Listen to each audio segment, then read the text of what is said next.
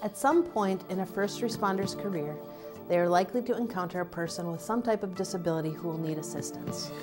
This training video is meant to add to your personal and professional toolkit so you will know how to help someone who has a disability. Parts of this video are told from the perspective of people living with disabilities who have had both good and bad experiences when they've called for help. Just as every emergency situation is different, every person, with or without a disability, is unique. This video stresses the importance of considering the person first, not their disability. To help reinforce the tips you're about to learn, remember ALIVE, which stands for ask, listen, integrate, vary, and engage.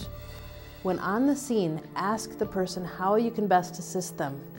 Listen to their response, integrate the information received into the response, vary the response accordingly, and engage the person for a positive outcome.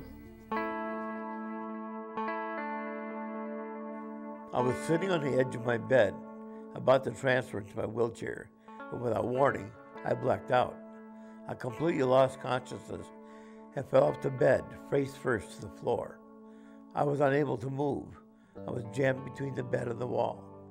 My forehead hit the corner of my wheelchair battery charger, which is a steel box, and my left leg was bent underneath my body. I couldn't move. My wife called 911, and the first responders arrived within 2 to 3 minutes. The first responders asked if I was having trouble breathing. I was, so they put me on oxygen. Once I explained I was disabled, they wanted to know the best way to help me. They were having a very difficult time because of where I had landed. They had to flip my bed over to get to me, and once they did, I was able to instruct them on the best way to move me and how to roll me over and how to secure my legs. They listened and gently, carefully did as I asked them. They got me in a sling and carried me out of the bedroom. The first responders who helped me were calm and respectful. They did a great job because they asked me the right questions and followed my instructions on how best to handle me.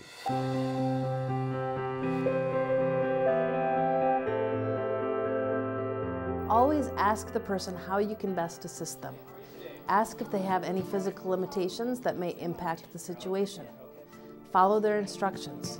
If they are a wheelchair user, ask how best to transfer them to their wheelchair and then follow their instructions. And keep the wheelchair with the person. If they use a power chair, turn the power off.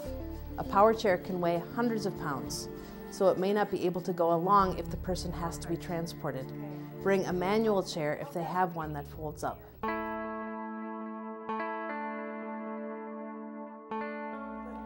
My husband was doing some remodeling work, and suddenly he fell to the floor clutching his chest. I knew I needed to get help. I'm deaf and so is my husband, so I called 911 on our video phone. The paramedics arrived screaming at both of us. Now I can speak a bit, I can read lips, and I can feel their vibrations. And I tried to tell them to slow down and stop shouting, but they didn't listen. The shouting made me so frustrated, and it made our children cry too. The paramedics transported my husband to the hospital. And when we got there, there were more questions and more shouting. They did not seem to believe that I was deaf. They kept asking questions like, well, how can you tell that we're screaming if you can't hear? So I asked for an interpreter. And that took a couple of hours. By then I was so exhausted and scared. First responders need to understand that many deaf people can read lips a little bit and they can feel sound vibrations. But when someone shouts and screams, it causes us more frustration on top of all the other frustrations and emotions the person is experiencing. Fortunately, my husband did get the treatment he needed, but trying to get him help did not have to be as traumatic as it was.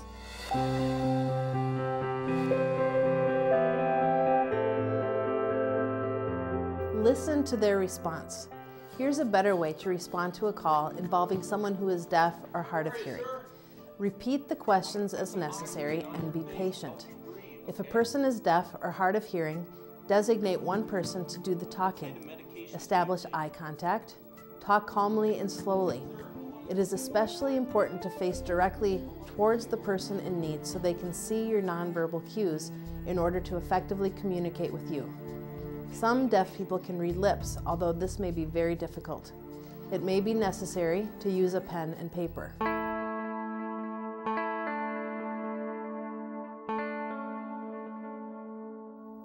During a big snowstorm, my daughter, who was 6, started to vomit.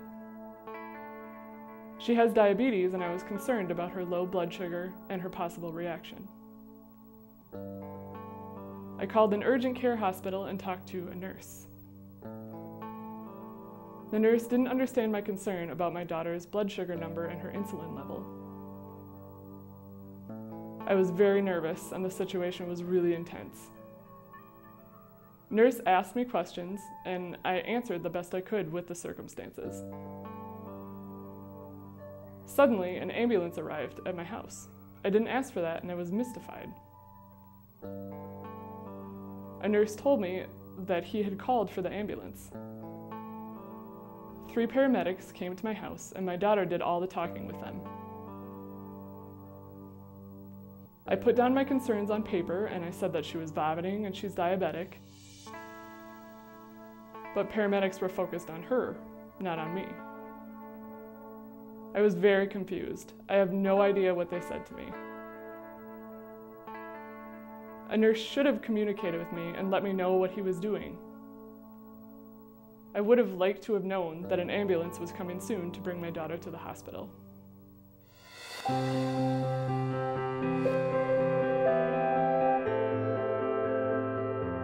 Integrate the information into the response.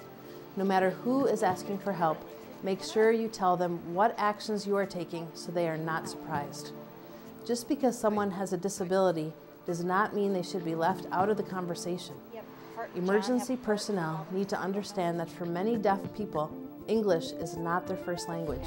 So you need to be extra patient and communicate using simple, clear ideas.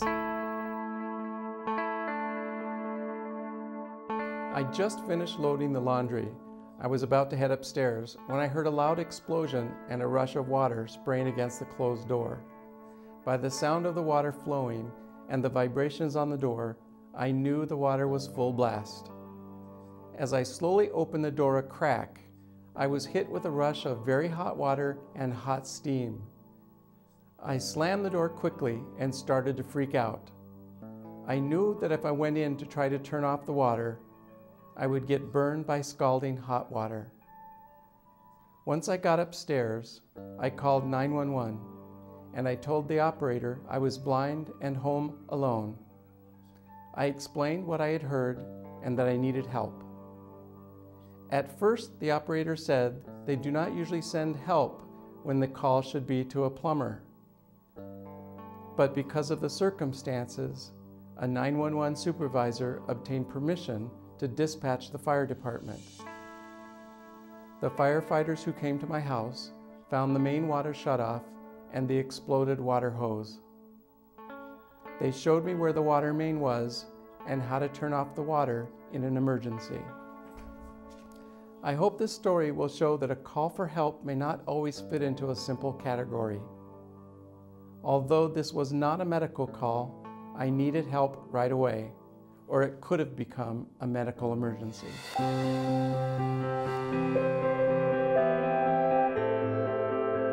Vary the response accordingly. Survey the situation and make changes as necessary, but inform the person of what you are doing. When helping a person who has a reduced level of vision or is blind, identify yourself. Offer assistance, but let the person explain what help is needed. Do not grab or attempt to guide them without first asking them. Let the person grasp your arm or shoulder lightly for guidance. Be sure to mention stairs, doorways, narrow passages, and ramps. If the person has a service animal, do not treat it like a pet. Service animals must be evacuated with the person. My adult son, Tony, has schizoaffective disorder, which is a combination of symptoms of schizophrenia, bipolar, and depression. Tony had just been discharged from a crisis house and was still symptomatic. I had to leave my house for a short time and told Tony to stay put. He was not familiar with the city and had only lived here a few months and had come from a rural setting. When I got home, Tony was gone and so was my bike. I contacted 311 and reported Tony as a vulnerable missing adult. I was very concerned.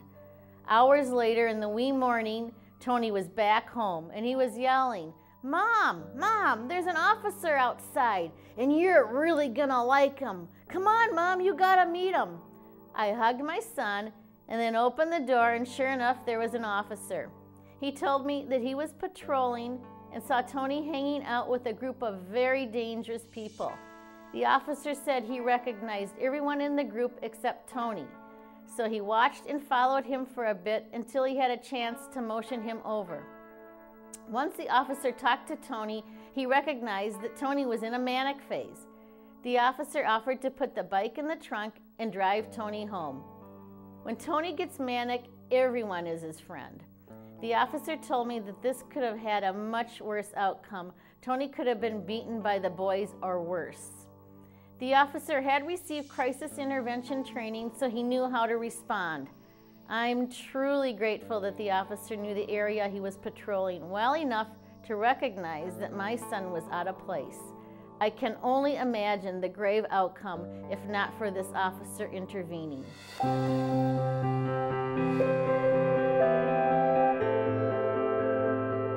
Engage the person for a successful response. Some people have disabilities that may be obvious to detect, while others can be difficult or impossible to notice. That can include cognitive disabilities, mental illness, or multiple chemical sensitivities. When dealing with people who have these types of disabilities, speak calmly and allow extra time for a response. Use short sentences, simple words, and sometimes pictures or objects to help illustrate your point. Reassure the person you are there to help.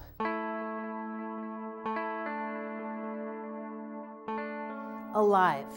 Ask, listen, integrate, vary, engage is an easy way for you to remember better ways to respond to calls for help from those with disabilities.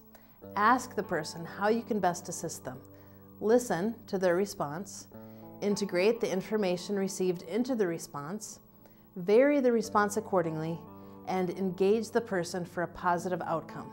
Alive is an additional tool, but it does not replace a first responder's standard operating procedures. Remember, the best way during an emergency to assist a person with a disability is to always consider the person first. Put people first, not their disability.